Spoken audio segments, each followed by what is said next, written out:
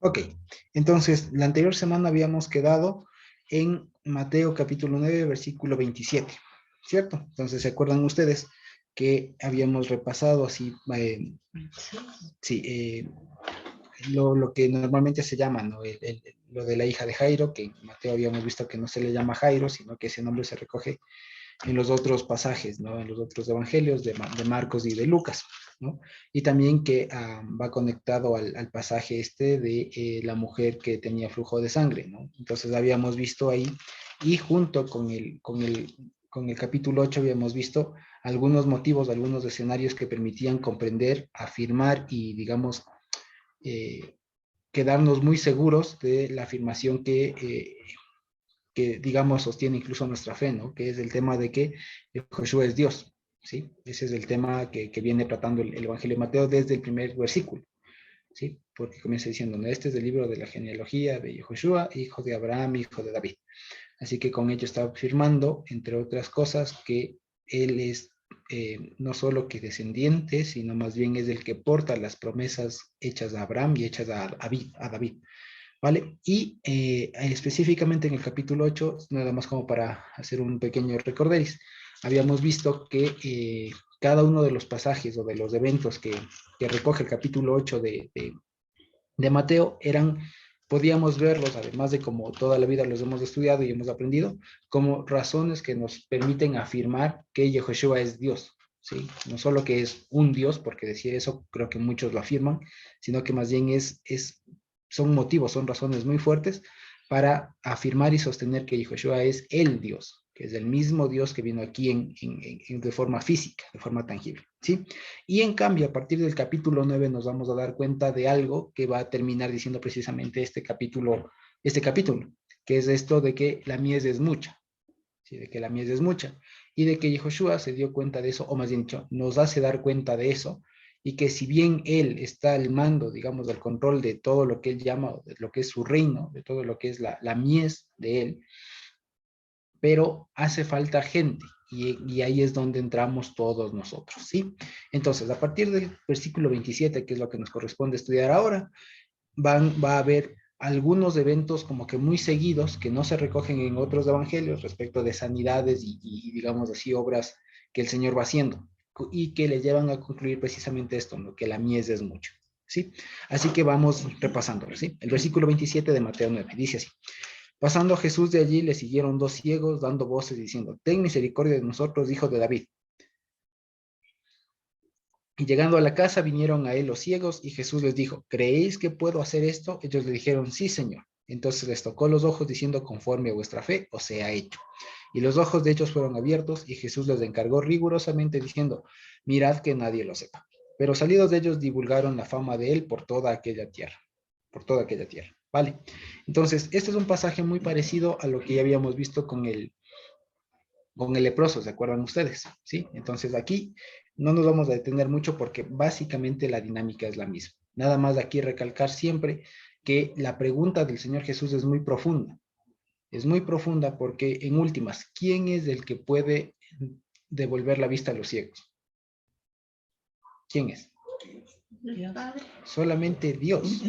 Solamente Dios. Y nótese, ¿no? Que cuando nosotros decimos Dios, Elohim, Eloah, como quieran decirlo, nos estamos refiriendo al único que hay, ¿no? No es que se dividió ni nada por el estilo. En nuestra mente cuando decimos Elohim, Dios, como sea, en el idioma que sea, estamos refiriéndonos al único que hay. Así que el único que hay, ¿no? El único Elohim, Yehoshua, pues él es el único que puede sanar y devolver la vista a los ciegos, porque eso incluso está escrito en las profecías, ¿no? Él devolverá la vista a los ciegos, el oído a los sordos y demás, ¿sí? Entonces, cuando aquí les pregunta el Señor Yehoshua, ¿no? Eh, ¿Creen que puedo hacer esto? Para nosotros, el verbo creer en nuestra idiosincrasia latina, ecuatoriana del siglo XXI es muy complicado, porque a ver, si nosotros le leemos así normalmente el versículo 28 como que creen que puedo hacer esto y ellos dicen, sí, Señor, creemos, entonces parecería que es como una pregunta intelectual, ¿no? No es como que si yo les dijera, ¿ustedes creen que el mar es azul? ¿Qué me dirían ustedes? Sí. Sí, sí creo que el mar, pero ¿por qué? Por ejemplo, si les preguntara, pero ¿por qué creen que el mar es azul? ¿Por qué el mar es azul? Porque lo vi, ¿no es cierto? Pero de pronto puede venir alguien de otro lado y dirá, no, para mí el mar es verde. O podrá venir otro que está cerca de un lugar muy contaminado y dirá, no, el mar es café. ¿No? Entonces, en últimas, el verbo creer, como nosotros entendemos el verbo creer en español, no es lo adecuado para entenderlo acá. ¿Por qué? Porque el verbo, la acción de creer, para nosotros está muy asociada a la idea de persuasión, de estar convencidos de algo, ¿sí? Entonces, fíjense ustedes, si yo les digo, ¿ustedes creen que ahora es de noche? Me van a decir que sí. ¿Por qué? Porque está oscuro. Entonces, no es que tanto que creen, sino que en el fondo hay un convencimiento de algo, ¿sí? Y eso es lo que en el fondo, digamos, está apareciendo ahí la palabra en griego, ¿no? Que es la palabra pisteos o alguna similar, que es más que creer, es estar convencido. Ahora, resulta que esta palabra o este verbo no existe como tal en la mente hebrea, porque acordémonos que el señor Yehoshua no es que hablaba en español, no es que hablaba en español, no es que hablaba en inglés, ni en otro idioma, sino seguramente habló parte en hebreo, parte en arameo. Y más allá del idioma en que haya hablado, su mente, su forma de pensar no era ni española, ni del siglo XXI, ni pensaba que cuando decíamos hablé con fulano, estaba pensando en WhatsApp, no. No, estaba pensando con la mente de ese momento, con su mente hebrea, con su mente de la Torá y demás. Así que cuando el Señor Yehoshua les pregunta, ¿creen? No está haciendo alusión a la acción de creer como hoy la entendemos, ¿sí? Entonces no le está diciendo, ustedes están convencidos, están persuadidos, tienen razones para, no está preguntando eso, ¿sí? Porque de hecho había una diosa griega que es Peito. No sé si ustedes sabían eso, creo que lo había comentado algunas veces. Hay una diosa griega que se llama Peito, de donde viene la palabra pistis, ¿sí? Peito. Y la mirada de Peito es el poder de ella, ¿no? El poder de ella, de esta diosa, era que con la mirada convencía. Entonces ese era el poder de la persuasión, del convencimiento. Entonces de ahí viene esta idea. Entonces por eso es que el verbo creer viene en el fondo de eso, de estar persuadidos de algo. O sea, que me convencieron, por así decirlo. ¿Vale? Entonces, aquí el Señor Jesús no le está diciendo, ¿están convencidos de que yo puedo hacer esto? No, no es esa la pregunta, ¿sí? Entonces, si no es esto, ¿cómo deberíamos de entenderlo? ¿Sí? ¿Cómo deberíamos entenderlo? Y es con mente hebrea. ¿Y cómo pensaría alguien que ha escuchado toda su vida la Torá, que ha crecido en un ambiente judío del siglo primero y demás? Pues entendería en torno al verbo ¿cómo es? Leemán, ¿sí? El verbo leemán, que es de donde viene la palabra amén, ¿sí? Que es de donde viene la palabra fidelidad. Y que en últimas se refiere a la educación, ¿sí? A una educación. ¿Y por qué? Porque cuando alguien es educado, sabe responder a esa educación, es decir, sabe ser fiel y de ahí no se mueve. Entonces, por ejemplo, si a ustedes les pregunto, ¿cuánto es uno más uno? ¿Cuánto es uno más uno? Dos. Y nosotros, ¿por qué? Porque es que hemos recibido esa enseñanza. La forma ya no es porque me convencieron, sino porque soy fiel a lo que me enseñaron, porque sigo con lo que aprendí. Esa es la idea que está detrás de esto cuando el Señor Jesús incluso puede ser que esté en griego, pero está utilizando obviamente la mente en hebreo y lo que aquí le está diciendo no es tanto de están convencidos de que yo, porque ellos apenas le veían pasar. ¿Sí? Ya era medio conocido, pero no estaban como que convencidos como tal. No le está preguntando por pruebas, por algo racional, ¿no? Ustedes tienen pruebas, están suficientemente seguros de... No, le están diciendo, ustedes han recibido, han escuchado de la fidelidad de Dios y en virtud de eso ustedes están, digamos, en capacidad de reconocer que yo puedo hacer esto, ¿sí? Entonces ellos dicen, sí, ¿sí? Y además, no tanto que el énfasis está en el creen, ¿no? Sino en lo otro, que dice que puedo hacer esto. Y se acuerdan que ya habíamos visto eso con el ciego, con el leproso, que le decía, Señor, si quieres, puedes sanarme. No es solo como que puedes, así de por favor, ¿no? Bueno, si quieres, puedes, ¿no? O creen ustedes que puedo, como, no sé, como tal vez tentándoles o desafiándoles, a ver, ¿creen o no creen? ¿No? ¿Creen que puedo o creen que no puedo? No es tanto eso, sino que más bien le está diciendo, hay la suficiente fidelidad de ustedes de haber entendido a través de toda la Torah y los profetas, de que Dios mismo iba a venir acá y que en función de que Dios mismo está acá, Él es el único que tiene la potestad para curarles. Eso es lo que le está preguntando. Miren ustedes, no es un desafío, ¿no? De, a ver, ¿crees o no crees? A ver, ¿crees que puedo? Si crees que puedo, te sano. Si no crees que no, si no crees que puedo, no te sano. No está preguntando eso. Lo que está preguntando es, ustedes han o son fieles, se mantienen fieles a eso que se ha prometido de mucho tiempo atrás, de que Dios mismo vendría y que Él mismo está aquí en persona y que en función de que Dios mismo está aquí en persona, les puedo sanar. Y ellos responden sí. ¿Sí? Entonces, ¿qué están reconociendo ellos? Están reconociendo la fidelidad a todo lo que ya se había enseñado. Entonces, miren que es diferente a decir simplemente sí creo, ¿no? Porque sí creo todavía queda como que muy abstracto. Por ejemplo, cuando yo les pregunto, ¿ustedes creen que 1 más 1 es 2? Pero los números son algo abstracto. No existe en sí el número 1. No hay. Hay algo que representa un 1, un vaso de agua. Pero el número 1 como tal es algo abstracto. Entonces, por ejemplo, hoy creemos, ¿no? Pero lo que aquí el Señor le está diciendo es, ustedes como que le está más bien, por así decirlo, tomando la prueba, ¿no? Ustedes han escuchado tanto tiempo de profecías, de enseñanzas, de cosas por el estilo, de tal manera que cuando Él mismo llega acá, van a ser consecuentes a ello, y ellos le dicen que sí. No, déjale nomás. Déjale, no me voy. Sí, vale. Entonces, ellos dicen, sí, Señor. Entonces les tocó los ojos y les dijo, conforme a la fidelidad que hay en ustedes, según a vuestra fe. Porque entonces cualquiera diría, entonces claro, es que estos tuvieron mucha fe, entonces por eso Dios obró. No, porque acuérdense que la fe en todo caso, o lo que traducen aquí fe, debemos entender fidelidad, ¿no? Y la fidelidad, según Gálatas, es un don o es un fruto del Espíritu. Así que la fe nunca está en el ser humano. La fe no es propia del ser humano. Nadie viene con fe. No, la fe es fruto del Espíritu y por eso dice conforme o conforme a vuestra fe, pero no es vuestra de ellos, porque como que ellos tenían y Dios dijo, a ver, resultó, no, no, sino que les dijo conforme a vuestra fidelidad, a vuestra educación, si ustedes quieren, que es fruto del Espíritu, les sea hecho. ¿Sí? Entonces no es tanto, y además, imagínense, en el fondo lo que le está diciendo es, por cuanto ustedes pudieron reconocer que Dios mismo está aquí y que Dios es el único que puede sanar, es que ustedes son sanos. Ese es el tema. Entonces miren ustedes la importancia, la centralidad de reconocer, de confesar que Yehoshua es Dios. Eso puede hacer la diferencia entre una sanidad o no sanidad. Por ejemplo, lo podemos ver aquí, ¿vale?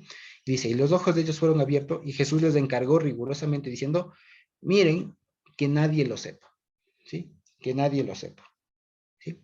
Pero salidos de ellos divulgaron la fama de él por toda la tierra. Vale, entonces, ¿por qué? ¿Por qué la pregunta siempre ha sido, ¿no? De por qué el Señor Jesús les dijo, pero quédense callados, o sea, no digan, todavía no digan. ¿Por qué? Hay muchas razones. Alguna vez le escuché a alguien que decía que es como para generar el efecto inverso, ¿no? Que es como cuando dicen no digas, es porque va a decirlo, entonces como que, pero no parecería tanto, sino por algo que el Señor mismo Jesús, el propio Señor dijo más adelante, ¿no? Porque aún no ha llegado su hora. Porque imagínense ustedes, la fama del Señor Yehoshua debía, y fue así, ser difundida una vez que haya muerto y resucitado, una vez que haya llegado su hora. Ahí sí debía ser difundida su fama, mientras no, porque si se difundía su fama, estando él aún sin ser glorificado, sin haber muerto y resucitado, entonces la fama que se hubiera difundido es de que un hombre muy sabio andaba haciendo milagros. ¿Sí? Pero en cambio diferente es cuando el Señor Yehoshua muere, resucita y decir, miren, Dios mismo vino acá y él ahora nos acordamos que hizo tal cosa, tal cosa, tal cosa. Esa es la razón más fuerte, ¿no? No tanto de, o no sé, como tal vez algunos filólogos incluso interpretan, ¿no? Como que Jesús, porque dicho sea de paso, muchos interpretan a partir de este pasaje en donde como que dicen, miren, no lo digan. Algunos lo interpretan como que Jesús tenía miedo de que se sepa de él, porque él mismo se sentía inseguro, ¿no? Como que él mismo se sentía inseguro de que seré o no seré. Entonces, como que mejor no lo digas, o sea, como que me salió de chiripa, ¿no?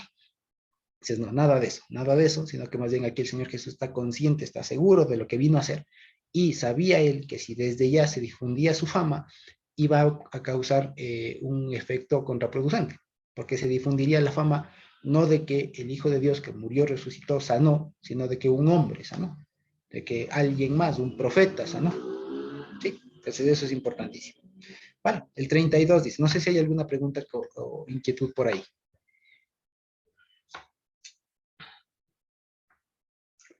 Pero él tenía muchos seguidores y cuando ya empezó a seguirle la gente es porque ya sabía que hacía milagros. Claro, Precisamente. la fama se Ya empezó divulgó. a salir la fama. También, sí, precisamente, así es. Y eso vale la pena también para decirlo, ¿no? Aquí miren ustedes que aquí se utiliza la palabra fama, ¿no?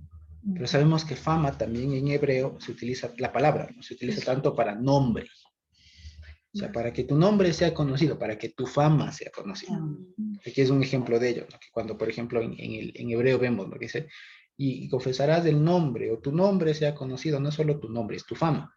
¿Y la fama qué es? Los hechos, las obras que Dios va haciendo. Entonces, hasta ahorita el Señor les dice, todavía no difundan mi fama. ¿Sí? Entonces, ellos no entienden eso y van y cuentan. Vale, ¿sí? Dice el 32, mientras salían ellos, he aquí le trajeron un mudo, endemoniado, ¿no? Y echando fuera el demonio, el mudo habló, y la gente se maravillaba y decía, nunca se ha visto cosa semejante en Israel. Pero los fariseos decían, por el príncipe de los demonios echa fuera a los demonios, ¿no? Este pasaje más adelante se va a repetir, y con estas mismas afirmaciones se van a repetir más adelante. No obstante, no lo vamos a agotar este tema aquí porque es mejor revisarlo cuando ya lleguemos allá y con más que nada con la respuesta que el Señor Jesús les da y habla precisamente de que una casa no está dividida y todo aquello. Entonces, nada más, aquí el énfasis que está haciendo Mateo por lo pronto es darnos cuenta de eso, que Yehoshua en función de lo que iba haciendo sin querer, digamos, o porque la naturaleza humana es así, iba difundiendo la fama, pero no de que Dios estuvo aquí, eso más. O sea, la fama que se difundió ahí no fue que Dios estuvo aquí, sino de que había alguien que sanaba. Entonces, imagínense ustedes. No sé si ustedes se acuerdan, papás, que alguna vez fuimos a Lichimbía, yo era niño todavía, y había la fama, había el run run de que un hombre sanaba, de que un hombre sanaba. Entonces, un montón de gente ahí conglomerada para que le sane. Entonces, la gente no iba y eso es lo malo de la gente, o sea, la gente no va sino por buscar el milagro. O sea, eso es lo malo. Pero en cambio, y eso es lo que el Señor Jesús también aquí no quería que se difunda, no quería que se difunda su fama de sanador, de curandero, por así decirlo. Él lo podía hacer, sino que Dios quería que se difunda su fama de que Dios mismo está aquí, de que están cumpliéndose las profecías y demás, ¿no? Y de que Dios vino y que se cumplió la profecía, que los profetas no hablaron en vano. Exactamente. Porque si no la gente es muy proclive a seguir a alguien que hace cosas. Precisamente. A recibir dones sin hacer mucho. Exacto. Pero eso no era lo importante. Era lo importante que ellos sepan que era el cumplimiento de la profecía de todos aquellos profetas que hablaron de que vendrá el Salvador, de que vendrá Dios mismo, como dice Isaías. Exactamente. A eso es, ¿no? A eso, de esa fama era a la que se refería.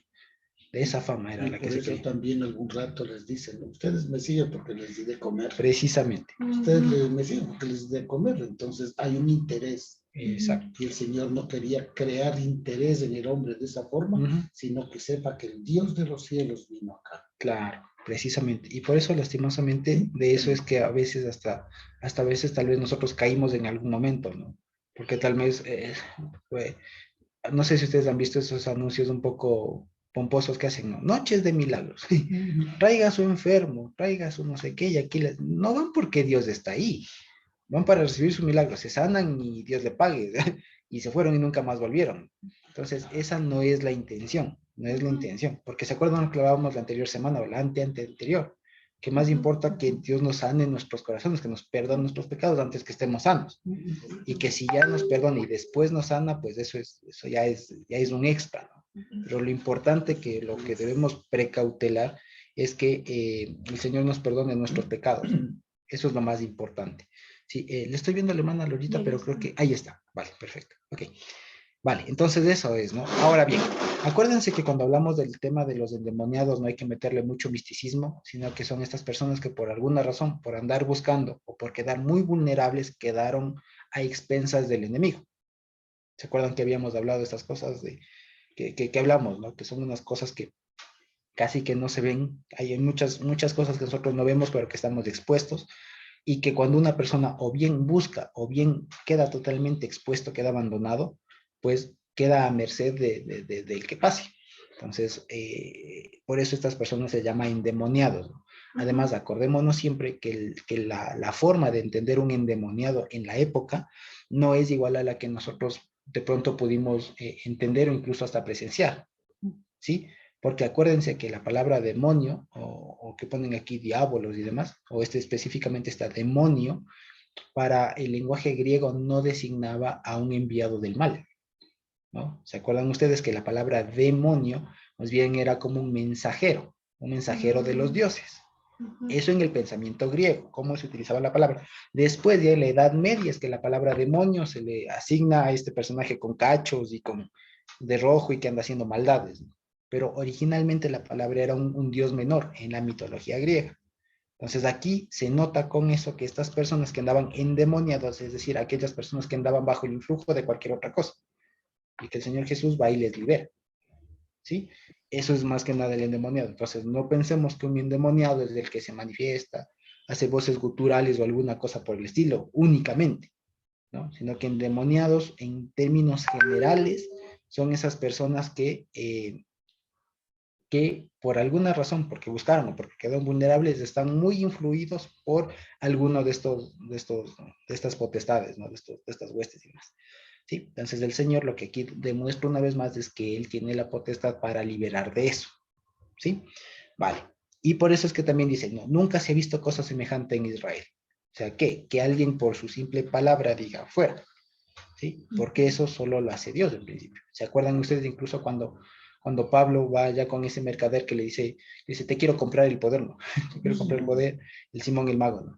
Y cuando el otro le dice, te reprendo en nombre de Jesús y de Pablo, ¿no?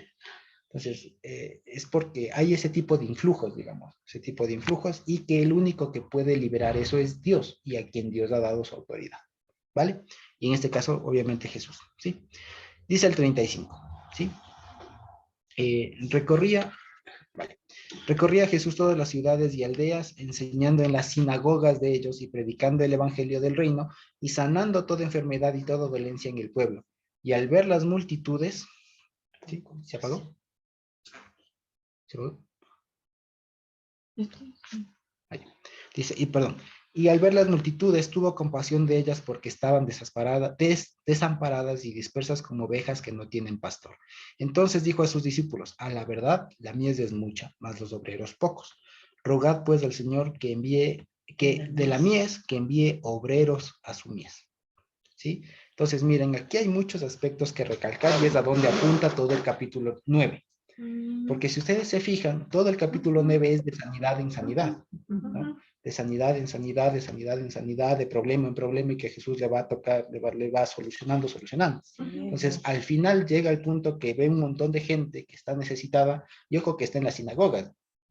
Entonces, imagínense ustedes que va a las sinagogas y encuentra un montón de gente necesitada.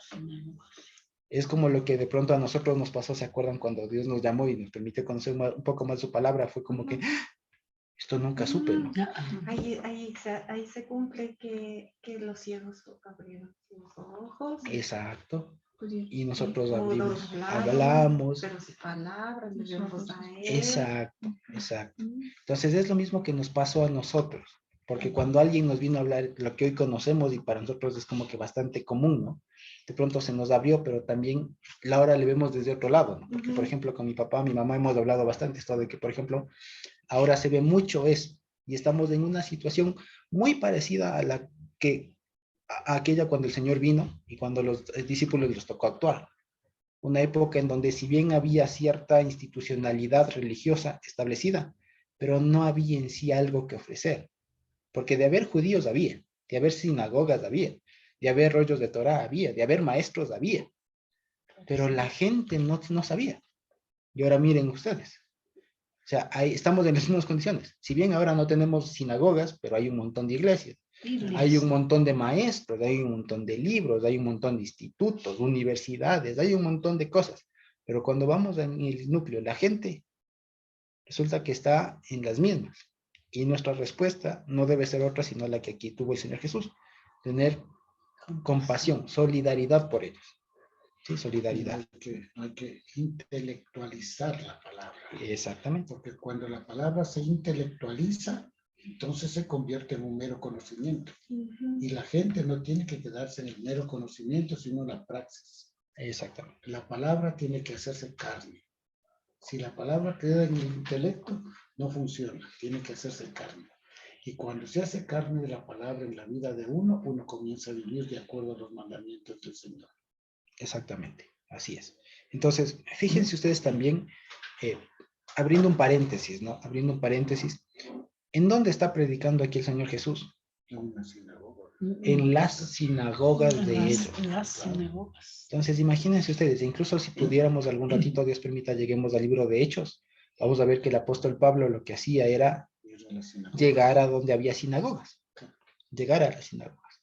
Entonces, esto, primero que hable muchos campos de acción para nosotros y nos permite a la vez también entender algunas dinámicas de la época, ¿ya? ¿Por qué? Porque, a ver, por lo general, por alguna razón, nosotros como creyentes, digamos, siempre tuvimos como que la idea de un Jesús predicador ambulante, de un predicador ambulante que estaba o en la barca, o en el desierto, o en el monte, o por ahí, o en la casa de alguien, o en la casa de alguien estaba comiendo y ahí predicaba. Pero resulta que no solamente eso, también Jesús dedicó buen tiempo a predicar en las sinagogas. Y eso a la mente cristiana le choca, porque ¿cómo puede ser que el Señor Jesús vaya a una sinagoga? No que los judíos eran los pecadores, eran los malditos, eran los más despreciables. Pues no es así. Jesús, más allá de todo, era y vivía como un judío de la época. Estaba al tanto de las organizaciones que había y utilizó mucho de lo que había en la época. Ahí está Jesús predicando en una sinagoga. ¿Y esto por qué digo? Porque a propósito de raíces hebreas y todo aquello, a veces no se está consciente de la realidad que estamos. Por ejemplo, a veces se tiene que ir a alguna iglesia cristiana, por ejemplo, de hermanos, que no se les puede decir que no son hermanos, de hermanos, pero por cuanto es iglesia cristiana, a veces no se va. ¿No? Porque no. Por ahí está el mismo Señor Jesús yendo a sinagogas fariseas, dicho sea de paso. ¿No? Y ahí el Señor actuando. Entonces, siempre hay que ver y procurar ahí un mínimo al menos de compatibilidad. Como le decía al Estevita en el otro día, ¿no? Cuando tenemos algún hermano, alguna persona así, son hermanos hasta que se demuestre lo contrario. O sea, de eso debemos partir, ¿no? Son hermanos hasta que se demuestre lo contrario, ¿no? Y eso debemos tenerlo en cuenta todos nosotros, especialmente. ¿Por qué? Porque por lo general nosotros, o mucha gente cuando viene el tema de raíces, mesianismo, o el nombre que se le dé, por lo general suele decir, no, cuando yo antes era cristiano, o los cristianos, o el cristianismo, como que si nosotros no fuéramos.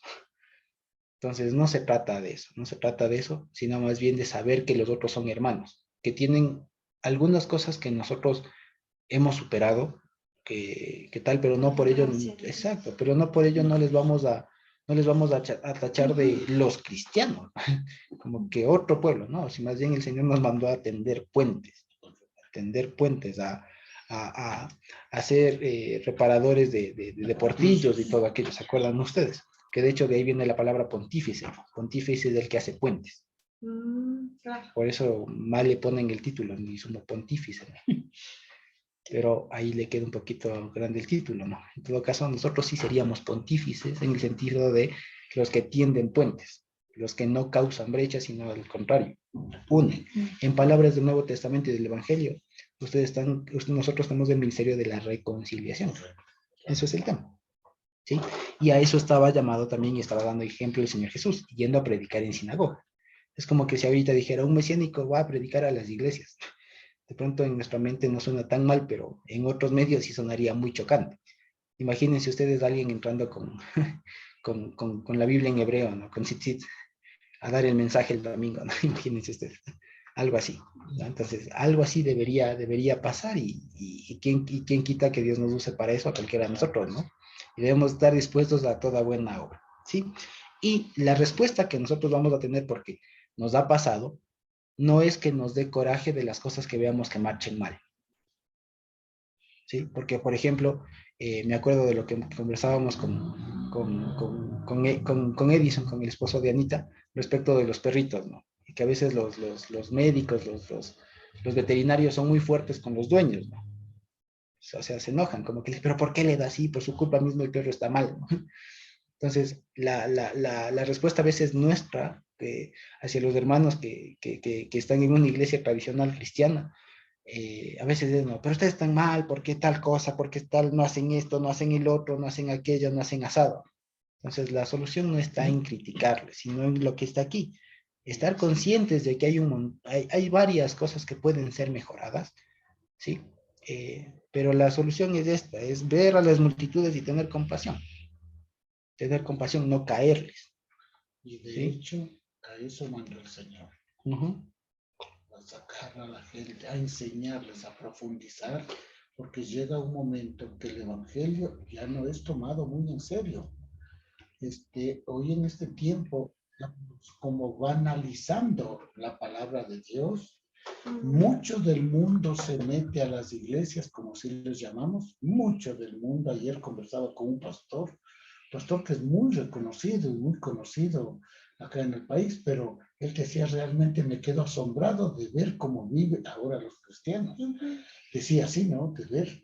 ¿Por qué? Porque hay muchas cosas del mundo, mucho elemento pagano que se ha metido en la iglesia a título y pensábamos lo que ocurrió cuando precisamente con los ídolos por Monte Sinaí decía, y ahora vamos con esto a alabar a Dios, ¿no? Entonces, el meter elementos humanos o mundanos a la iglesia, como ahora es el tipo de alabanza, como ahora hay cosas, se pone humo, se pone todo ese tipo de cosas que solo se ven en las discotecas. Ahí se ve el juego de luces, es un show, ¿no? Pero alabanza al Señor no hay. Entonces muchos elementos del mundo se han metido en la iglesia de Dios y se pretende decir que con eso se quiere alabar a Dios. Entonces ayer, como le digo, conversamos bastante con este pastor y le decía, mucho mundano. Mucho del mundo está en la iglesia y la iglesia tiene que ser en este tiempo purificada. Y quizá yo pienso que para eso Dios mostró todo esto, para hacer luz a la iglesia, para hacer luz y sacar de esa oscuridad en la que se están metiendo poco a poco. Es como poner fuego extraño. Exactamente. Sí. A las cosas del Señor. Claro. Porque Él dijo, estableció un mishpat para eso. Ajá. Pero a mí me parece que así tiene que ser. Entonces meto las cosas. Es que ya se hace el parecer de uno y no la palabra. Ajá. Exacto. Sí, Jimenita estaba alzando la mano. No te escuchamos, Jim.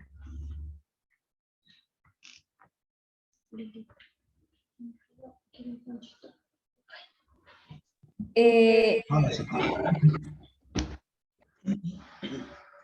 No, ese es activo. Jimen nomás que leí. Vale. ¿Ya? ¿Ahí me escuchas? Sí, ahora sí. Ya. Lo que pasa es que quisiera saber cómo alcanzar a esa juventud que ha venido en esa posición, ¿no? Que viven en ese mundo de ese tipo de cristianismo, de todo es nación y cómo hablarles, ¿no? ¿Cómo se les habla a ellos? ¿Cómo se les predica el evangelio a ellos?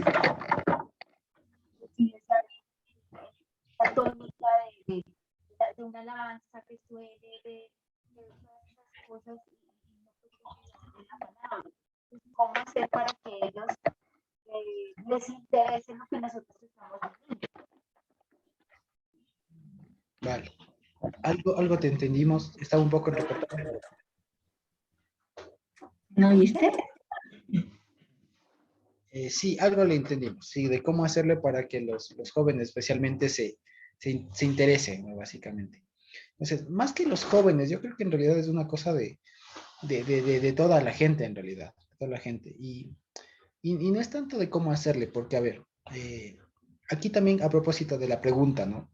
Es que hay algo previo, es que hay algo previo. Y es que, uno, no todos están conscientes de las necesidades, que ese es otro problema. No todos están conscientes. ¿Sí? Entonces, por ejemplo, miren ustedes que incluso si recordamos nuestra propia experiencia que tuvimos en alguna iglesia cristiana, y si recordamos tal vez por qué salimos o por qué nos votaron, es porque tal vez nosotros éramos los únicos conscientes de ciertas necesidades que habían ahí, pero no todos están conscientes. Eso punto uno. ¿Y esto a qué nos lleva? Lo que vio el Señor aquí. Cuando el Señor Jesús se da cuenta, digamos, toma noticia, advierte o deja testimonio de que hay necesidades, ¿qué es la solución? Atenderlas, porque hay un principio que dice, ¿no? Que el que ve la necesidad es el primero llamado a solucionarla. Tal. Entonces, si nosotros vemos una necesidad, estamos en primer momento, perdón, llamados a poder solucionarla.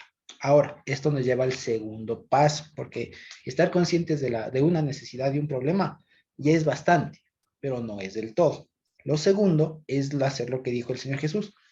Ya nos dimos cuenta que la mies es grande, o sea, que la tarea es grande, sí, pues ahora hay que buscar gente, porque solitos no movemos nada, ¿sí? Entonces ese es el segundo punto, que es a veces a donde no se llega y por lo que tal vez también en algún momento tal vez nos dimos contra el suelo, ¿no?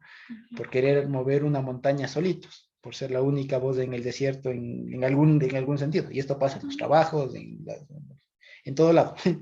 Pasa en los trabajos, pasa en las escuelas, pasa en los colegios, pasa en todo lado. Porque vemos una necesidad, vemos un problema que tal vez nadie más ve, pero nos quedamos solitos. Y así no se hace.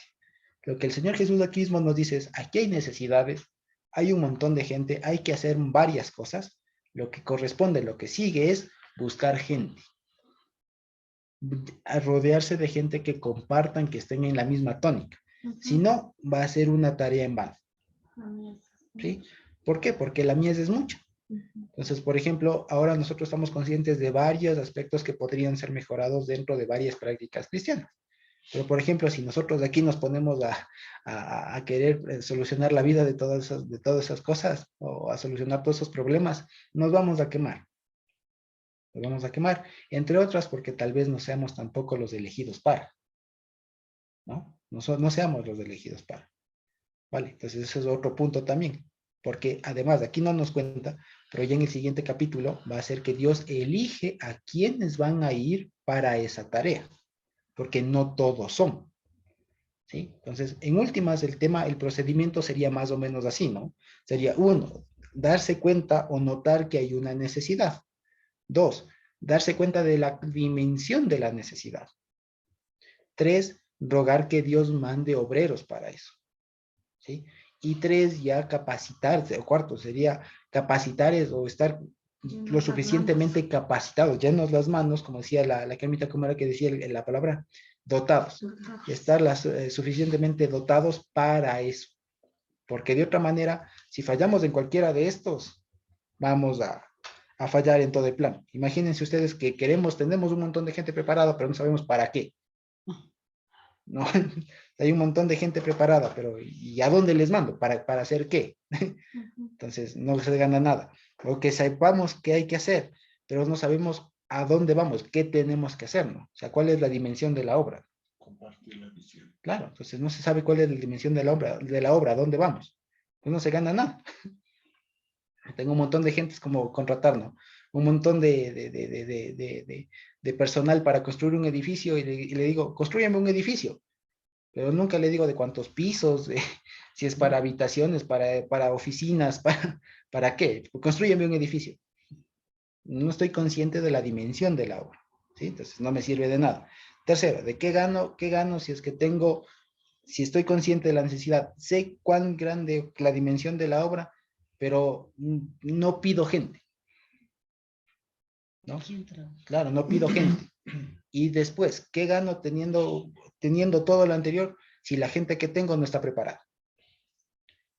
Nos damos cuenta. Entonces, todos esos cuatro aspectos hasta el momento que vamos viendo son importantísimos para la obra del Señor.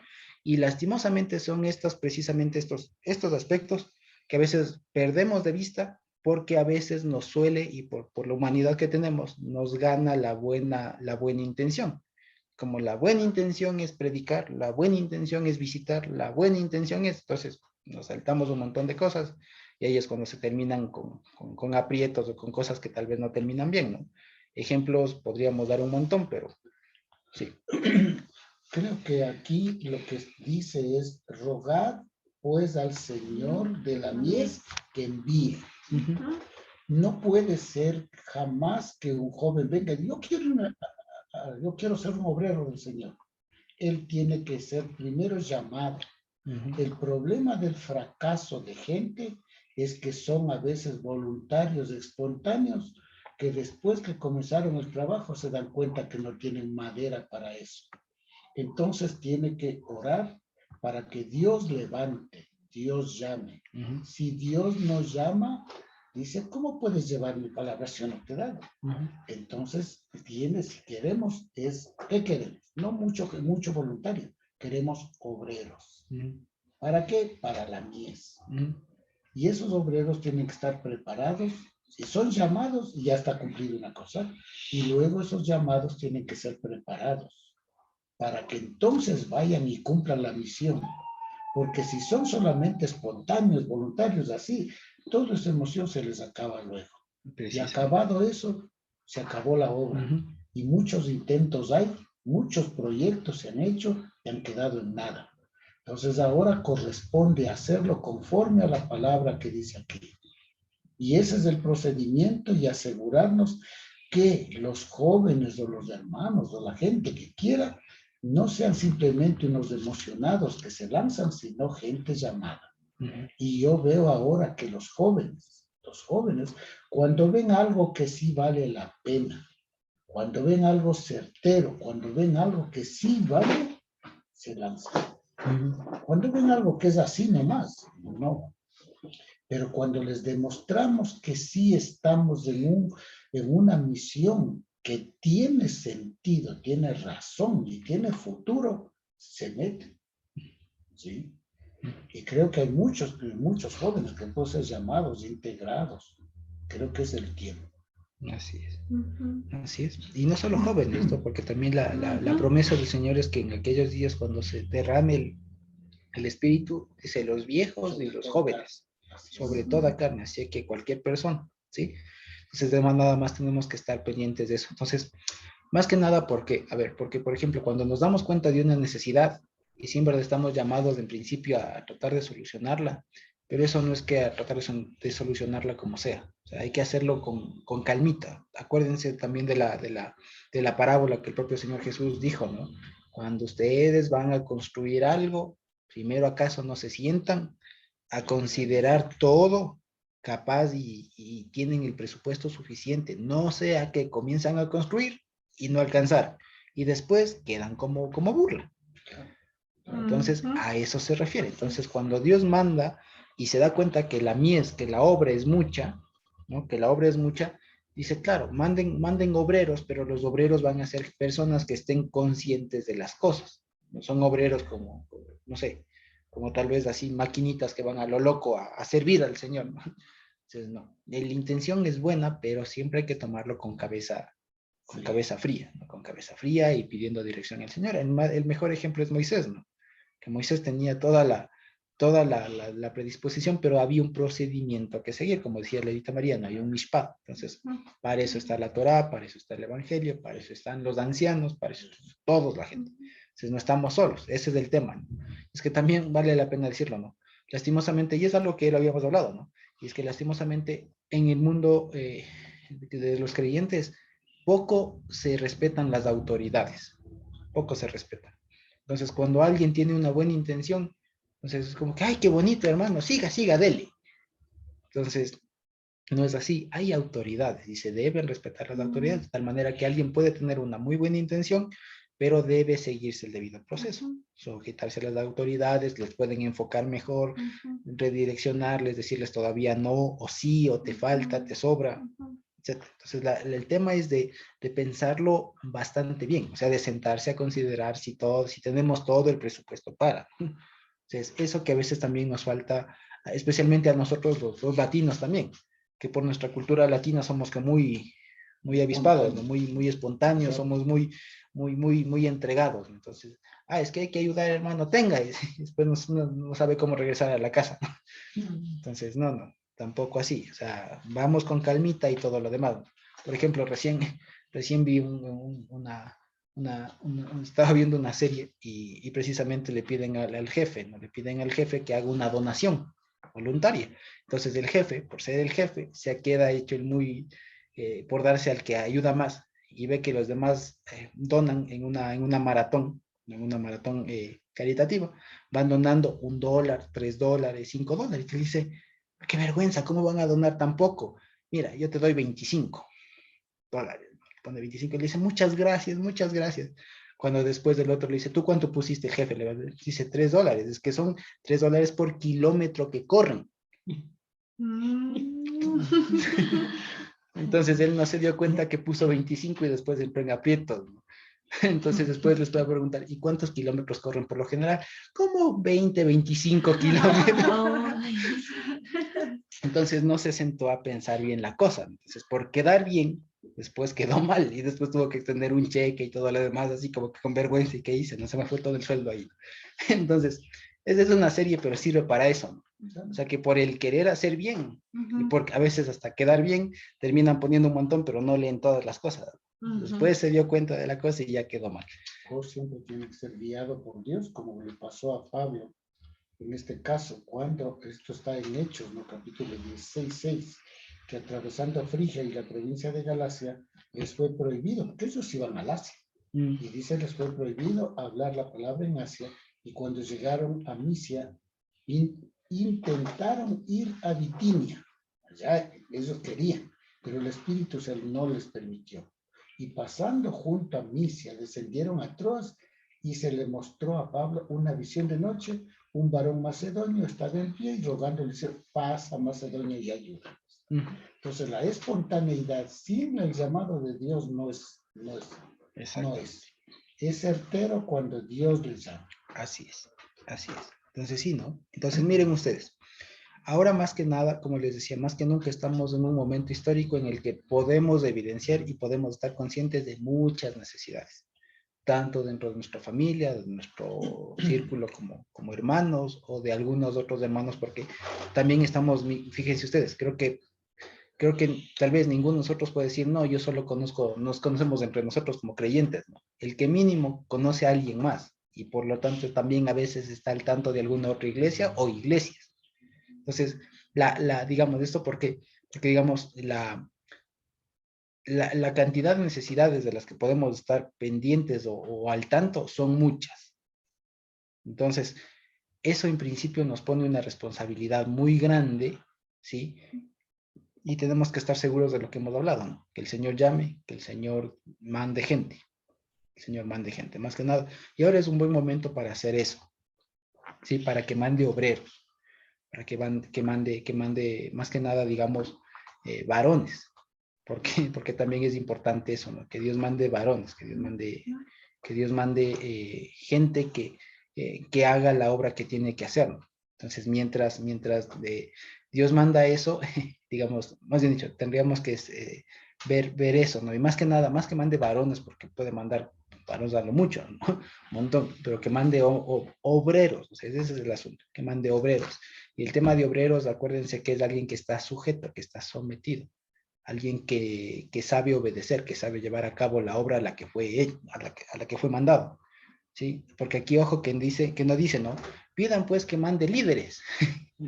No dice así. No dice, pidan pues a Dios que mande líderes, que mande coaches. No, nada por el estilo. No, dice Dios, pidan que mande obreros. Y el obrero es alguien que está dispuesto a obedecer, que tiene una obra que cumplir. Y ahí estamos varios de nosotros. Nosotros somos obreros. Creo que tal vez no todos estamos en algún puesto de dirección, ¿no? Y aún si estuviéramos puesto de dirección, tendremos algún superior. Entonces, ninguno de nosotros puede llegar al trabajo a decir, bueno, aquí yo mando, ¿no? Eso es lo que yo digo. No, en nuestro caso todos somos empleados, somos obreros y tenemos eso, ¿no? Que si mi jefe me dice, haz esto, pues hacemos. Y si me dice, haz esto, y yo le digo, pero jefe, está mal, y él me dice, tienes que hacer así, yo no puedo decir otra cosa que lo que el jefe dijo, ¿no? Y creo que de esas experiencias tendremos muchos de nosotros, ¿no? Que tal vez nos ha tocado hacer cosas que sabíamos que de pronto podían haber sido hechas de otra manera, pero que porque es autoridad y es el jefe tocó hacerlo. ¿No? Entonces, nada más que el jefe nuestro, el señor de la mies, pues no es de esos jefes malos, ¿no? Esos jefes irracionales ni nada por el estilo, sino que él sabe lo que hace y es bueno para su obra. Y en ese sentido también nos manda a nosotros a actuar. Sí, entonces cuando pensemos en que Dios mande obreros a su mies, es eso, que mande obreros, que no mande capataces, que mande obreros, ¿sí? Que mande obreros, ¿vale? Entonces, no sé si es que tenemos alguna pregunta, interrogante por ahí de alguno de ustedes. ¿O de acá? ¿Sí? Y ahorita es el tiempo, porque mientras se puede hablar, llegará el momento en que no dejarán hablar de la palabra. Claro, y eso hablábamos también, ¿no? Imagínense ustedes, ¿quiénes fueron los que no les dejaron hablar a los apóstoles en un principio? Al propio Señor Jesús. ¿Quién le mandaba callar? ¿Los romanos? No, ¿No? los mismos judíos. su mismo Su pueblo. mismo pueblo.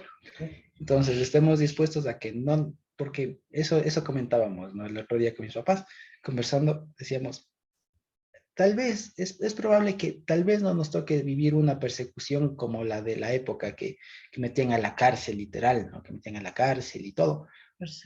Que haya torturas de ese tipo, ¿no? Puede ser que no, puede ser que no, no se descarta, puede ser que no, ¿sí? Pero lo que sí a veces nos tocó y nos ha tocado vivir, que creo que tal vez eso también nos ha tocado a muchos de nosotros, es que los propios hermanos nos vayan censurando.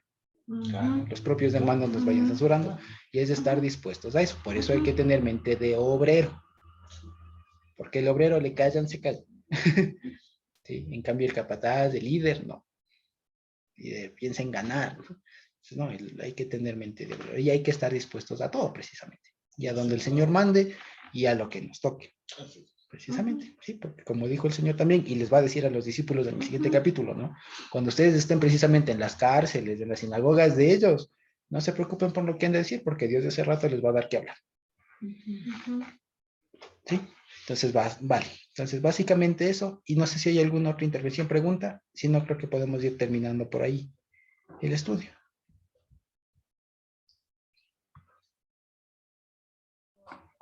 Yo tengo una pregunta. Claro, hermana Mónica, por favor. Varias preguntas, pero yo creo que está muy tarde. A ver, me llamó mucho la atención lo que dijeron que es necesario tener el espíritu, el Ruach, para tener fe. Eso me llamó mucho la atención. También lo que recién acabó de decir Josué, que tenemos que tener un espíritu de obrero y no de líder. O sea, ser líder no está bien en la obra de Yahweh. Buena pregunta. Y ahí le hago una pregunta. ¿Quién es el dueño de la obra? De Jehová. Exacto, el Señor. Y por lo tanto, si Él manda a alguien que lidere o que ponga al frente, o que guíe, por así decirlo, ¿eso le hace que deje de ser obrero? O sea...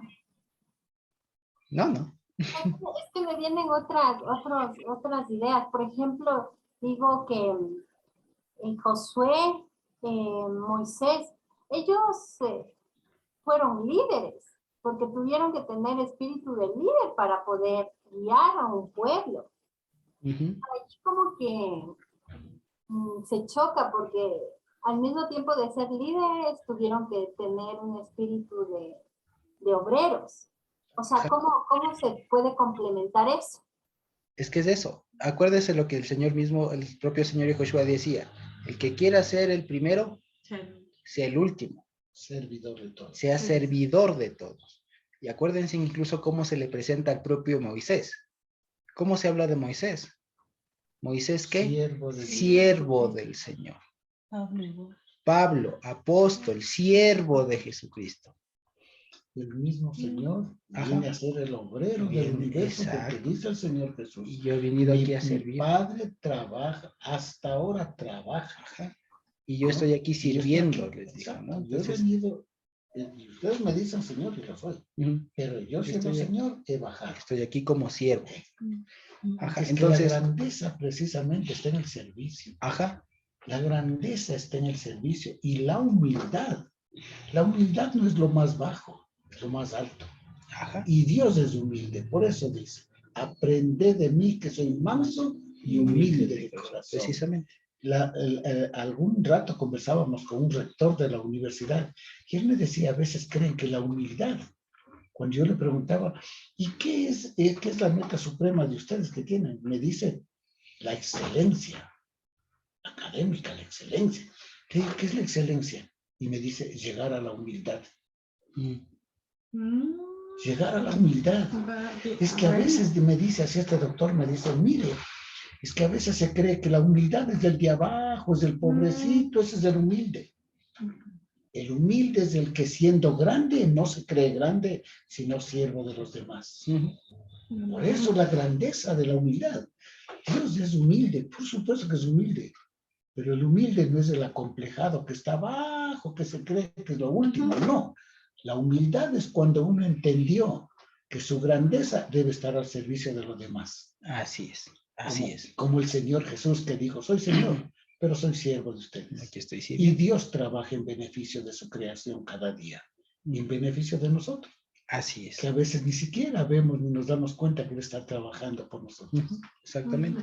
Entonces, lo que pasa también es que para nosotros la palabra líder, lo que pasa es que, a ver, nosotros no sabemos mucho lo que es ser un líder y tenemos una imagen desdibujada de lo que es un líder, porque para nosotros el líder es el que habla bonito, se para al frente, da algunas directrices y acabó. Y de alguna manera siempre está ocupado. Y que la gente le debe seguir y debe acatar. Exacto. Y eso es líder. Y no es eso. Eso no es líder. En el mundo. Claro, en el mundo, y a eso es a donde propenden muchas gentes, ¿no? A que estén al frente, a estar siempre ocupado en reuniones y tal, ¿no? Pero no, eso no es ser líder. O al menos no uno bíblico, si ustedes quieren. Eso ¿Sí? El líder bíblico es alguien que sí le toca dar la cara, pero el que le toque dar la cara no significa que es más que los otros. Y que Moisés le haya tocado aguantar a todo el pueblo y guiarles y ponerles en orden y todo lo más. Eso en realidad es que le tocó hacer un montón de cosas que a los otros no. Le tocó trabajar el doble, el triple. Entonces, eso, o sea, por eso es que el líder, lo que nosotros llamamos líder bíblico, en realidad es un mega siervo, que tiene un trabajo enorme. Tiene un trabajo enorme. Sí, lastimosamente nosotros, por ejemplo, les digo, ¿no? Pensamos que el líder es el que vive a sus anchas, a sus anchas y tal, y todos por eso anhelan ser líderes, ¿no? Porque se ve que tiene la vida mejor, pero en realidad es que no han entendido el liderazgo.